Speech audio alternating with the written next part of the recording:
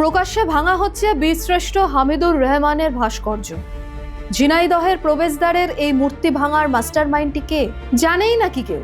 অথচ পুলিশ প্রশাসনের নাকের ডগায় ভাঙা হচ্ছে এই বীরশ্রেষ্ঠের ভাস্কর্য। দায় ঝাড়তে একে অপরের দিকে দোষ ঠেলাঠেলি করছেন। তবে কি কোথাও মব তাণ্ডব রয়ে গেছে?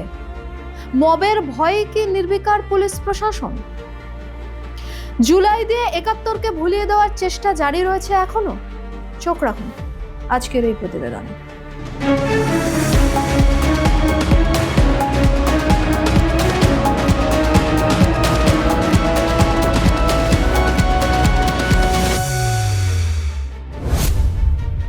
গত বেশ কয়েকদিন ধরেই হচ্ছে তা। ঝিনাইদহ জেলা শহরের প্রবেশদ্বারে বীরশ্রেষ্ঠ হামিদুর রহমানের যে ভাস্কর্য আছে তাকে কে বা কারা ভেঙে দিচ্ছে। একেবারে দিনে দুপুরে রাস্তার মাঝের সুবিশাল এই ভাস্কর্যের গায়ে পড়েছে হাতুড়ির ঘা। সবাই দেখছেন, অথচ কেউই নাকি কিছু জানেন না। এই নিয়ে ঢোক গিলছেন সংশ্লিষ্ট কর্তৃপক্ষ। কার অনুমতিতে কারা করছে এ কাজ, এই নিয়ে বেজায় বিভ্রান্তি তৈরি হয়েছে স্থানীয়দের মধ্যে। উল্টে মূর্তি ভাঙছে কারা তা নিয়ে দায় ঠেলতে ব্যস্ত একে অপরে। 17 জুলাই 2026 দ্য ডেইলি স্টার বাংলার এক প্রতিবেদনে এই দায় এড়ানোর কাদা ছোড়াছুড়ির কথা পরিষ্কার উল্লেখ আছে। বীরশ্রেষ্ঠ হামিদুরের মূর্তি ভাঙা নিয়ে একদিকে সিটি কর্পোরেশনের কর্তারা যেমন কিছুই জানেন না, অন্যদিকে ঝিনাইদহ পুরসভার তরফেও বলা হয়েছে কেন ভাঙা হচ্ছে তা তারা জানে না। জেলা প্রশাসক বলতে পারবে, সড়ক বিভাগ ও পুরসভার কাছে হয়তো এর উত্তর আছে। অর্থাৎ এটি স্পষ্ট যে একে অপরের কোটে দিব্যি বল ঠেলে চলেছে। সবচেয়ে আশ্চর্যের বিষয় কি জানেন? জেলা পরিষদের তরফে জানানো হয় 2024-এর 5ই আগস্টের পর বাংলাদেশের সাবেক প্রধানমন্ত্রী শেখ হাসিনাকে দেশ ছাড়তে বাধ্য করার পর মব সন্ত্রাসীরা 2 দফায় এটিকে ভাঙচুর করে। তাছাড়া হামিদুরের এই ভাস্কর্য থাকলে নাকি দুর্ঘটনা বাড়ছিল। অতীতে একাধিক রাজনৈতিক সভায় এটিকে সরানোর আওয়াজও ওঠে, কিন্তু সরাসরি হামিদুর রহমানের ভাস্কর্য এখন কারা ভাঙছে তার দায় নিতে কেউই চাইছেন না।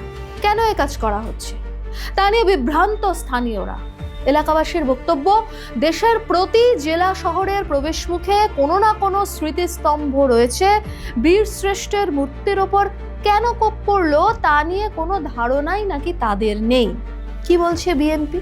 দলের জেলা সভাপতি এম এ মজিদ অবশ্য জানান, ঝিনাইদহ শহরের চুয়াডাঙ্গা বাসস্ট্যান্ডের কাছের গোল চত্বরে বীরশ্রেষ্ঠ হামিদুর রহমানের পূর্ণাঙ্গ ভাস্কর্য নির্মাণের পরিকল্পনা রয়েছে। তার জন্য প্রবেশদ্বারের ভাস্কর্যে কোপ কেন? উত্তর নেই তার মুখে। যাকে নিয়ে এত শোরগোল, আসুন তার পরিচয় আরো একবার জানিয়ে রাখি আপনাদের। 1953-র 2 ফেব্রুয়ারি ঝিনাইদহের মহেশপুর উপজেলার খর্দখালিসপুর গ্রামে জন্মগ্রহণ করেন হামিদুর রহমান। মুক্তিযুদ্ধে অসামান্য বীরত্বের স্বীকৃতি স্বরূপ তিনি দেশের সর্বোচ্চ সামরিক খেতাব বীরশ্রেষ্ঠ লাভ করেন। তিনি 7 বীরশ্রেষ্ঠের একজন। মুক্তিযুদ্ধের সময় বীরশ্রেষ্ঠ হামিদুর রহমান প্রথম ইস্ট বেঙ্গল রেজিমেন্টের সিপাহী ছিলেন। 1971 সালের 28 অক্টোবর মৌলভীবাজারের ধলাই সীমান্ত ঘাঁটি দখলের লড়াইয়ে পাকিস্তানি বাহিনীর বিরুদ্ধে যুদ্ধ করতে গিয়ে তিনি শহীদ হন। মৃত্যুর পর তাকে ভারতের ত্রিপুরা রাজ্যের আমবাসা গ্রামে সমাহিত করা হয়। পরে 2007-এ তার দেহাবশেষ বাংলাদেশে এনে ঢাকার বুদ্ধিজীবী কবরস্থানে রাষ্ট্রীয় মর্যাদায় পুনরায় সমাহিত করা হয়। 2019-এ হামিদুর রহমান চত্বর নির্মাণের উদ্যোগ নেয় পুরসভা। 30 ফুট উচ্চতা ও 10 ফুট প্রস্থের এই স্থাপনাটি নির্মাণের পরিকল্পনা করা হয়। তবে দীর্ঘদিনের অবহেলায় ভাস্কর্যটি নির্ধারিত রূপ পায়নি। পরে চত্বরটি আগাছায় ঢেকে যায়। বাংলায় একটা প্রবাদ আছে জানেন তো, যত দোষ নন্দ ঘোষ। বাংলাদেশে জুলাই আন্দোলনের পর থেকে বর্তমান সময় পর্যন্ত দেশের যেখানে যেখানে মুক্তিযুদ্ধের সঙ্গে সম্পৃক্ত মানুষের নিদর্শন আছে প্রতিটিতে আঘাত করা হয়েছে এবং সেই প্রক্রিয়া জারি এখনো। মনে আছে তো কোন কোন ভাস্কর্যে আঘাত করা হয়? ঢাকার বিজয় সরণের মৃত্যুঞ্জয় প্রাঙ্গণে বঙ্গবন্ধুর মৃত্যুঞ্জয় ভাস্কর্যটি ভেঙে ফেলে উন্মত্ত ছাত্র জনতা।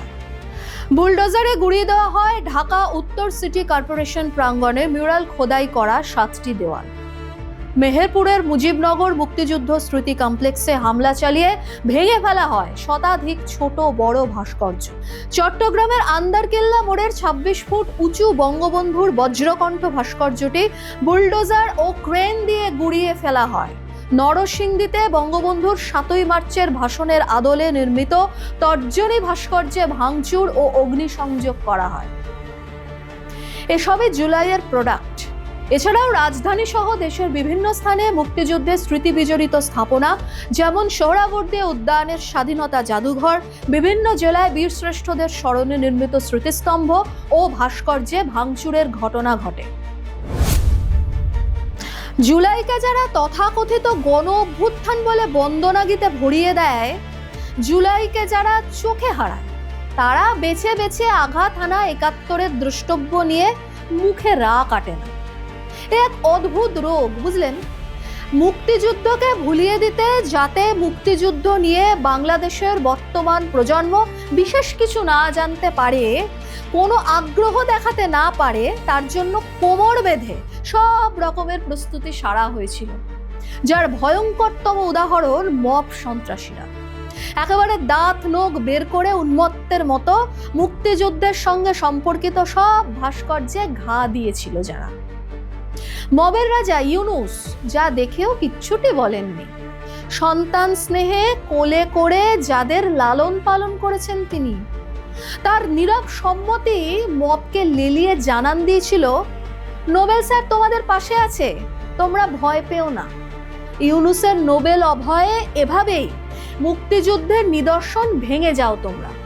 বাংলাদেশে নাহিদ, সার্জিস, নাসিরউদ্দিন, হাসনাতের মতো শিশু নেতাদের যাতে তুলেছিল এই জুলাই। আমেরিকার ডিপ স্টেট আর পাকিস্তানের সফল প্রোডাক্ট ছিল যে জুলাই নামের এক আন্দোলন। তার সঙ্গে তো কোনোভাবেই মুক্তিযুদ্ধের তুলনা চলে না, কারণ মুক্তিযুদ্ধের বিরোধিতা করেছিল যুক্তরাষ্ট্র। আর পাকিস্তান কি করেছিল? পাক হানাদার বাহিনী ও তার সহযোগী গ্রুপ আল শামস, আল বদরের সঙ্গে হাতে হাত মিলিয়ে, কাঁধে কাঁধ মিলিয়ে জামাত বেছে বেছে বাঙালি নিধনে মেতেছিল, ধর্ষণ করেছিল প্রায় 4 লাখ নারীকে। কাজেই জুলাইয়ের পেছনে যে পাকিস্তান আর ডিপ স্টেট অক্সিজেন জুগিয়েছে, তারা কি আর চাইবে মুক্তিযুদ্ধের নিদর্শন কিছু বেঁচে থাকুক? গায়ে যাদের মানুষের চামড়া নেই, তাদের থেকে এতটা সৌজন্য নিশ্চয়ই আশা করা যায় না। আর যদি আশা করেন, তাহলে জানবেন সূর্য পশ্চিম দিকে উঠেছে। তাই জুলাই দিয়ে 71কে ভুলিয়ে ও গুলিয়ে দেওয়ার একটা চেষ্টা চলছে নিরন্তর।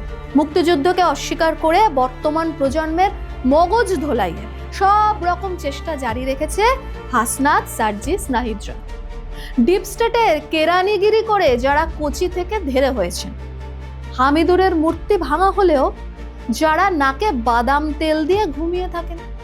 আর বদ্দা জামাত, দেশের ঐতিহ্য বাঁচিয়ে রাখতে যারা সাধারণ নির্বাচনের আগে লম্বা লম্বা জ্ঞান দিয়েছিল। শুনবেন নাকি আরো একবার? আমাদের স্পষ্ট বক্তব্য, দুর্নীতি তোমাকে লাল কার্ড, সন্ত্রাস তোমাকে একেবারেই কালো কার্ড, অবিচার তোমার জায়গায় সমাজে হবে না।